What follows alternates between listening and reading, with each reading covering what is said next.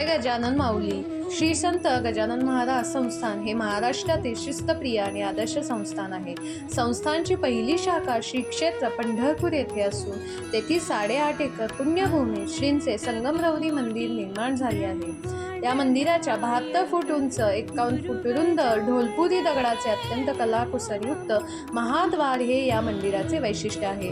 दरवर्षी आषाढी एकादशीला श्री गजानन महाराजांची पालखी शेगाव ते पंढरपूर असा साधारण 450 किलोमीटरपेक्षा अधिक प्रवास करून याच मंदिरात विसावते. याच मंदिरात दररोज अन्नदान देखील केले जाते. रोज संध्याकाळी पंढरपुरातील स्थानिक नागरिक या मंदिरात दर्शनास येतात.